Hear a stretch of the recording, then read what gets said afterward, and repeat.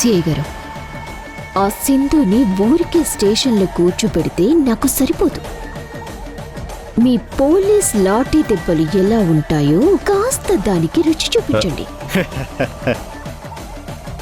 అప్పుడు దాని పొగరు తగ్గుతుంది. అదే నాకు కావాలి. అర్థమైంది మేడం, నేను చూసుకుంటాగా.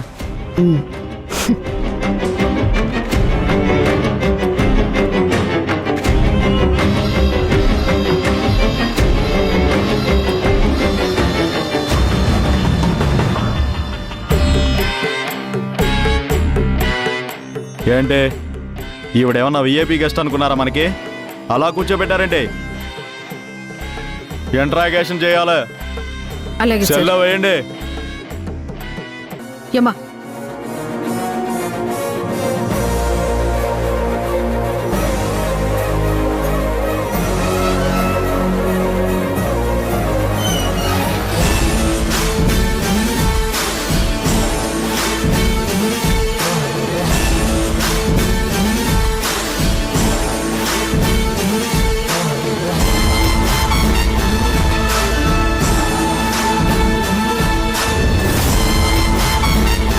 చెప్పు, నీకు ఆ ఫేక్ కరెన్సీ ఎక్కడిది?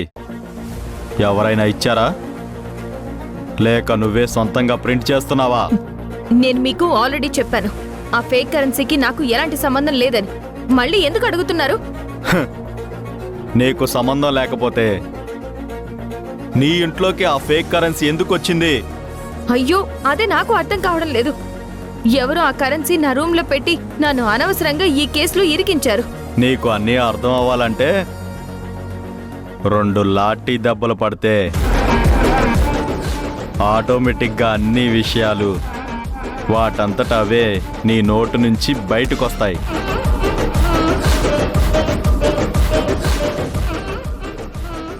ఏయ్! ఏయ్!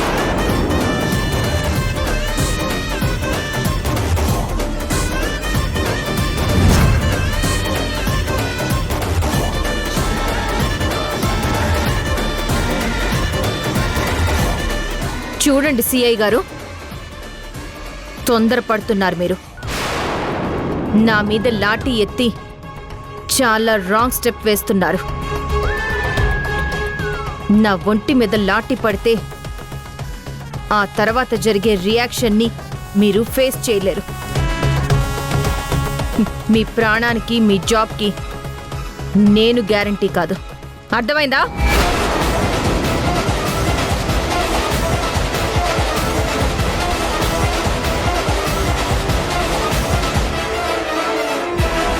నా మీద మీరు ఫాల్స్ కేసు పెట్టారని నేను ప్రూవ్ చేస్తే మీకు 7 ఏళ్లు జైలు శిక్ష పడుతుంది. ఆ విషయం మీకు తెలుసు కదా? ఏయ్, ఏంటి మా సిఐ సార్తో ఎక్కువ మాట్లాడుతున్నావు? ఆయనతో మాట్లాడే పద్ధతి ఇదేనా? నిన్ను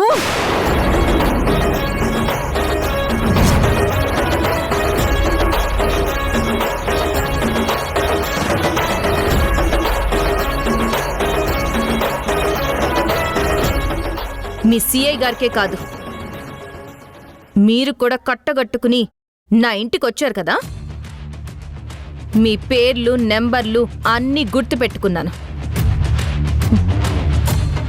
మిమ్మల్ని కూడా కేసులో ఇన్వాల్వ్ చేస్తా. ఎవ్వర్ని వదలను. మిమ్మల్ని, మీ వెనకుండి నడిపించే వాళ్ళని అందరినీ కోర్టుకు లాగుతాను. ఏంటి ఏంటే తెగ బిల్డపిస్తున్నావేంటి? బిల్డప్ కాదు సిఐ గారు, జరగబోయే మీ భవిష్యత్తును చెప్తున్నాను.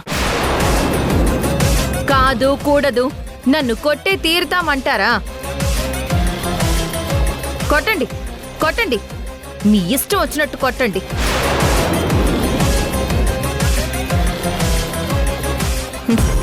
రండి, కొట్టండి, కొట్టండి. నా ఒంటి మీద పడే ఒక్కొక్క దెబ్బ రేపు మీ జీవితాల మీద పడతాయి. నా సమాధానం మామూలుగా ఉండదు, చాలా స్ట్రాంగ్గా ఉంటుంది. నీకు తల పొగరు బాగానే ఉంది. లాఠీ దెబ్బ రుచి చూపిస్తే నీ పొగరు మొత్తం ఆవిరైపోతుంది. మర్యాదగా చెప్తావా లేదా? సార్ సార్ సార్ సార్ ఆగండి సార్ ఆగండి సార్. ఏంటి సార్ ఇది? ఏంటయ్యా? ఆ, ఆ, తనని కొట్టద్దు సార్. ఏ మనం కొడతామని తెలిసినా ఆవిడంత కాన్ఫిడెంట్గా మాట్లాడుతుందంటే ఆవిడ పవర్ ఉన్న లేడీ సార్. తనని టచ్ చేయకపోవడమే కరెక్ట్ సార్. సార్ సార్ ఒక్కసారి సార్. సార్ రండి సార్, రండి సార్, ప్లీజ్ సార్, నా మాట వినండి సార్. సార్ సార్ ప్లీజ్ రండి, రండి సార్. సార్ సార్ రండి సార్. ఏయ్, ఏంటయ్యా? ఏంటి? సార్ సార్ ప్లీజ్ సార్, నేను చెప్పేది వినండి సార్. తన కళలో అసలు కొంచెం కూడా భయం కనపట్టలేదు సార్. ఎలా ధైర్యంగా నుంచుందో చూడండి. పొరపాటున మనం ఏమైనా కొడితే, రేపు ఏదైనా జరిగితే ఆవిడన్నట్టు మన జాబ్స్ లైఫ్స్ మొత్తం పోతాయి సార్. ఎవరి కోసమో మన జాబ్ను మనం ఎందుకు సార్ రిస్క్లో పడేసుకోవటం? ఒక్కసారి ఆలోచించండి sir, please sir, please sir. ఓకేలే. అమ్మయ్యా.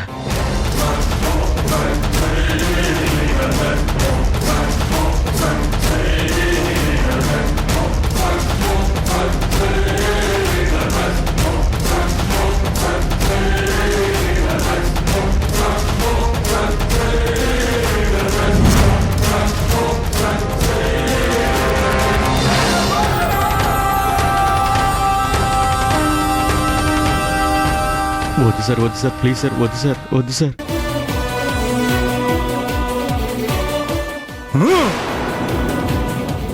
ఆడదానివి కాబట్టి జాలిపడి వదిలేస్తున్నాను. చూస్తూ ఉండు, నేను నిన్ను వదిలిపెట్టను, వదిలిపెట్టను.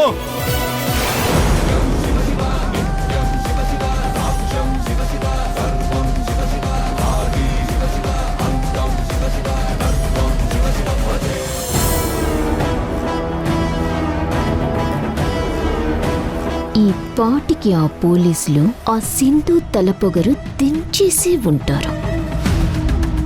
సింధు ఎంత నరకం అనుభవిస్తే నాకు అంత ఆనందం.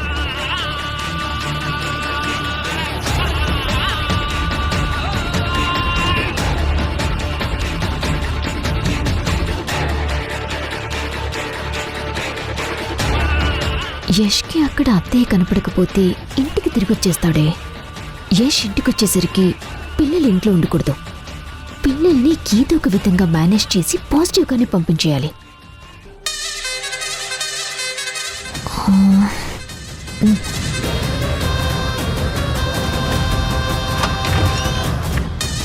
అయ్యో పిల్లలు ఎందుకమ్మా డల్గా ఉన్నారు?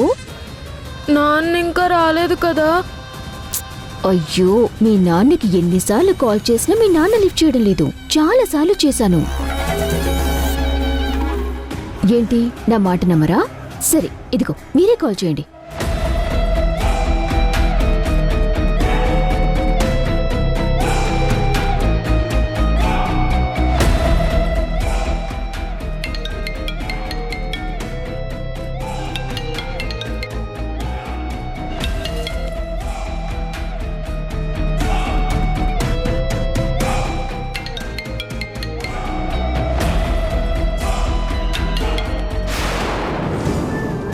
నాన్న ఎందుకో ఎన్నిసార్లు కాల్ చేసినా లిఫ్ట్ చేయడం లేదు అసలు. చూడు ఏదో బిజీ వర్క్ లో ఉండుంటారు. మీ నాన్న రావటానికి బాగా లేట్ అవ్వచ్చు. పాపం ఎంతసేపు ఇలా వెయిట్ చేస్తారు? మీరు ఇంటికి వెళ్ళండి. మీ నాన్న రాగానే మీరొచ్చారని చెప్పి మీ దగ్గరికి పంపిస్తాను. మీరిక్కడే ఉంటే మళ్ళీ మీ అమ్మ కంగారు పడుతుంది కదా.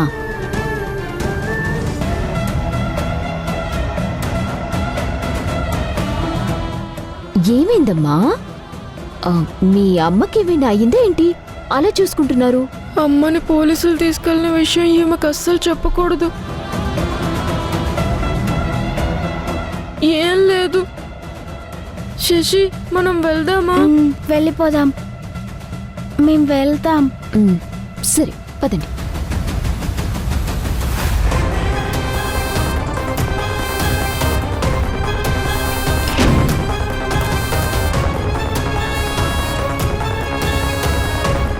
పిల్లలు జాగ్రత్తగా వెళ్ళండి. మీ నాన్న రాగానే నేను పంపిస్తాను. వెళ్ళండి.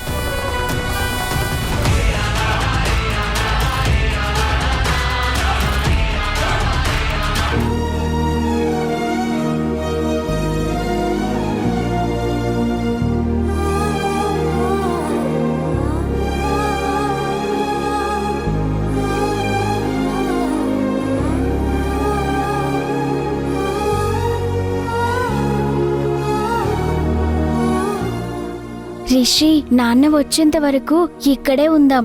నాన్న రాగానే తీసుకొని వెళ్దాం. సరే శశి.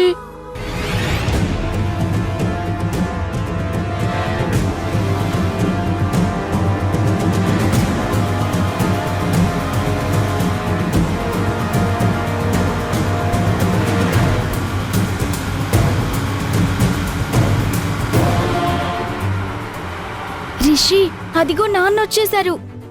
పద శశి, ఆ. వెళ్దాం.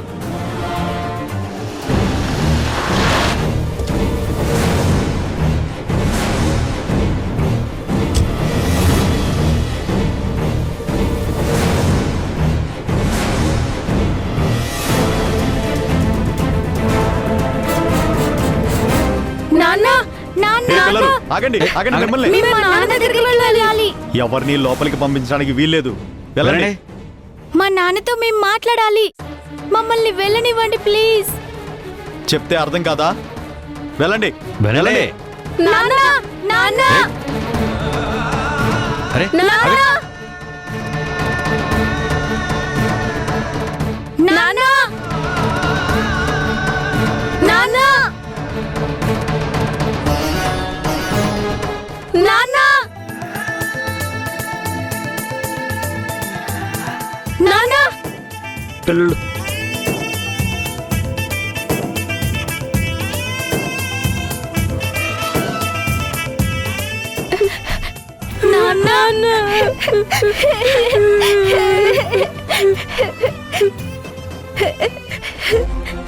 శశి, ఏమైందిరా? ఎందుకలా ఏడుస్తున్నారు? అమ్మని పోలీసులు తీసుకెళ్లారు.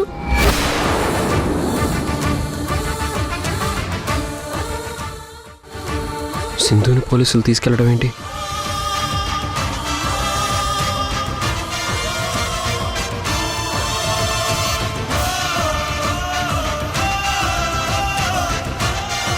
ఏయ్, అసలు ఏమైందిరా? ఎందుకు తీసుకెళ్లారు? అసలు ఏం జరిగిందంటే వదలండి. సార్. మా అమ్మని వదలండి. నా మాట వినండి సార్.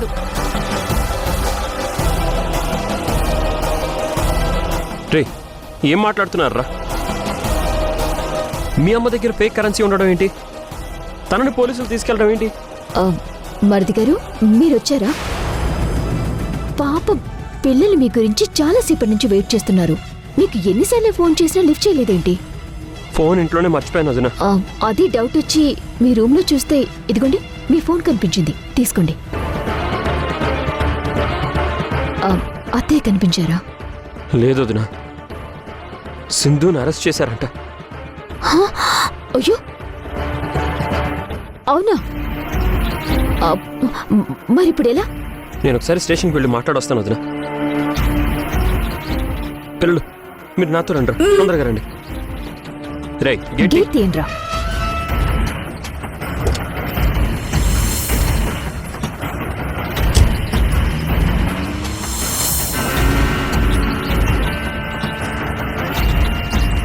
యష్కి తెలియకూడదు అనుకుంటే తెలిసిపోయింది. వీళ్ళు పిల్లలు కాదు, పిడుగులు. వెళ్ళమని చెప్పినా వెళ్లకుండా గేట్ దగ్గరే వాళ్ళ నాన్న కోసం కాపు కాశారు. ఇప్పుడు ఏదో ఒకటి చేయాలి.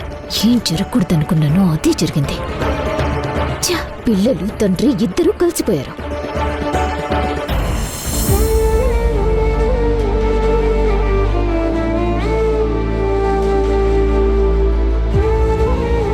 ఆంటీ దేని గురించో తెగ బాధపడుతున్నట్టున్నారు.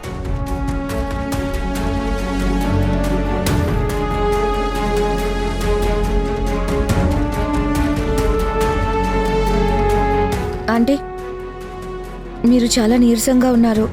ఉదయం నుంచి మీరేం తినలేదు. కనీసం ఈ జ్యూస్ అయినా తాగండి ఆంటీ. లేదమ్మా, నాకు తాగబుద్ధి కావట్లేదు. నన్ను వదిలేసేయమ్మా. అది కాదా ఆంటీ, ప్లీజ్ ఆంటీ. వద్దమ్మా, ప్లీజ్.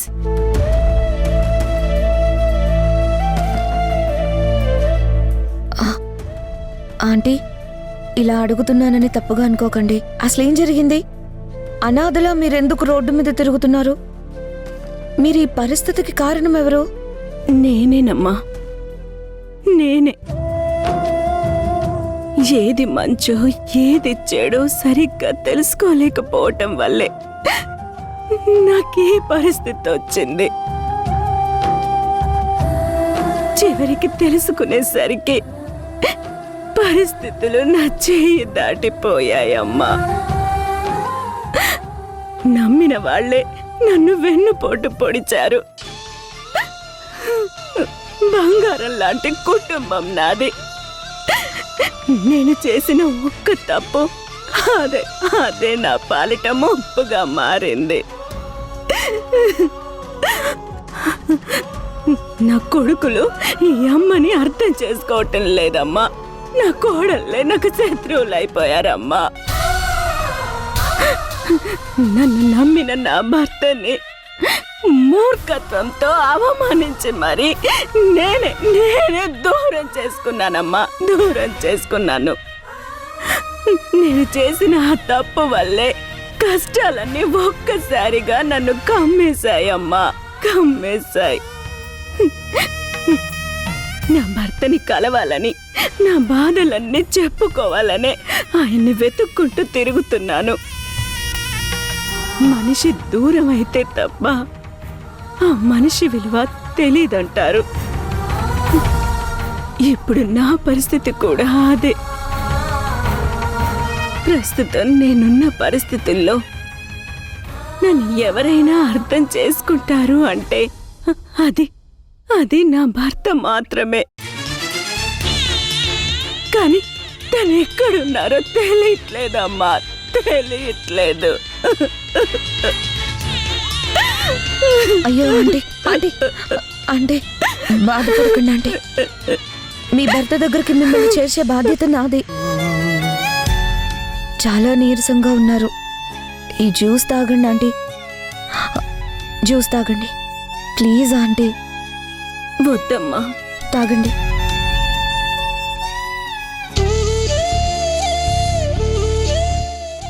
తాగండి.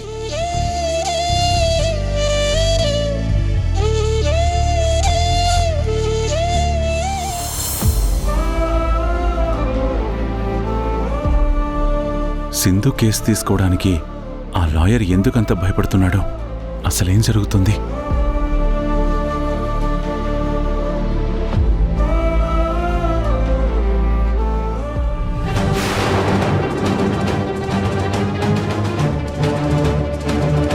పిల్లలేరి? రిషి, శశి సార్, ఇక్కడ పిల్లల్ని కూర్చోబెట్టాను కదా, ఏరి? ఏమో సార్, నేను చూడలేదు. లోపలికి వెళ్ళండి. చూడలేదా? అయ్యో. రిషి, శశి, రిషి లోపలికి వెళ్ళి ఉంటారేమో. అమ్మా, పిల్లల్ని చూసారా? అమ్మా, ఇక్కడ ఇద్దరు పిల్లలు ఉండాలి. వాళ్ళేమైనా కనిపించలేదు సార్. కనిపించలేదా? అయ్యో సార్, ఇక్కడ ఇద్దరు పిల్లలు ఉండాలి. బయట కూర్చోబెట్టాను, కనిపించట్లేదు. లేదండి, లేదు, నేను చూడలేదు. చూడలేదా?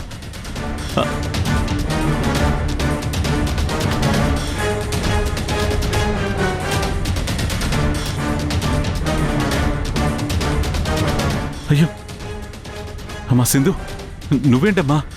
నువ్వేంటి లోపల ఉన్నావేంటి? ఏం పర్వాలేదులే మావయ్య. వెళ్ళిన పని ఏమైంది? పిల్లల్ని చూసావా? నేను బయట కూర్చోబెట్టి వెళ్ళా. నీ దగ్గరికి ఏమైనా వచ్చారా? అదేంటి మావయ్య, పిల్లలు మీతో లేరా? నేను బయటికి వెళ్ళేటప్పుడు ఇక్కడే ఉండమని చెప్పానమ్మా. ఎక్కడికి వెళ్ళారో తెలియడం లేదు. సరే, నేను వెతుకుతాను. నువ్వేం కంగారు పడకు. వెళ్ళండి మావయ్య, ఇక్కడ ఎక్కడో ఉండుంటారు, వెతకండి.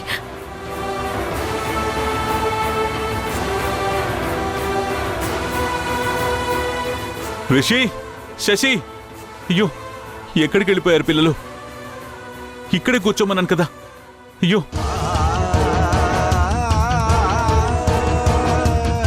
ఎటు వెళ్ళిపోయారో ఏంటో.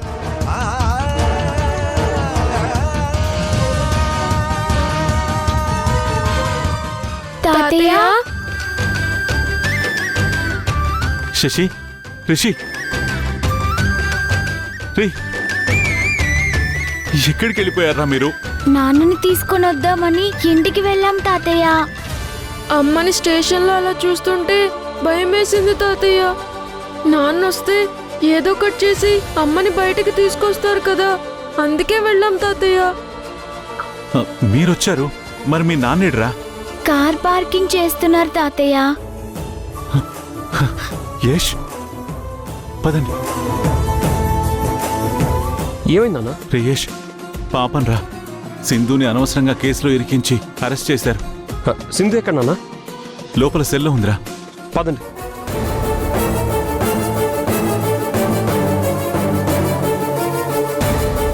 సింధు ఎక్కడ నాన్న? అదిగో అక్కడుంది, పదరా. ఆగండి ఆగండి. ఏంటి సార్, ఇదేమైనా మీ ఇల్లు అనుకున్నారా? Police station.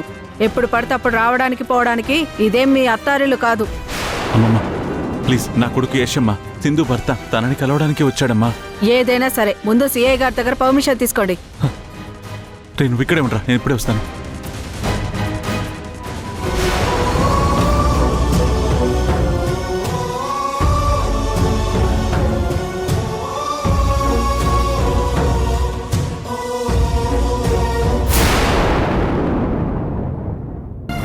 సిద్ధార్థ కాల్ చేసి ఒక్కసారి జరిగింది మొత్తం చెప్పండి. ఈ కేసు నుంచి నన్ను బయటికి తీసుకురాగలిగేది సిద్ధార్థ ఒక్కడే. సిద్ధార్థ తప్ప మనకి ఎవరు హెల్ప్ చేయలేరు. ఇమీడియట్గా ఫోన్ చేయండి మావయ్య. ఏం మాట్లాడుతున్నావమ్మా? ఈ టైంలో సిద్ధార్థ్ రావడం అవసరమా? అతని వల్ల నీ జీవితంలో జరిగిన పెను మార్పులు చాలావా? మళ్ళీ కొత్తగా సమస్యలు కొని తెచ్చుకోవడం ఎందుకు చెప్పు? ఈ కేసు నుంచి నేను నిర్దోషిగా బయటికి రావాలి అంటే సిద్ధార్థే కరెక్ట్ పర్సన్.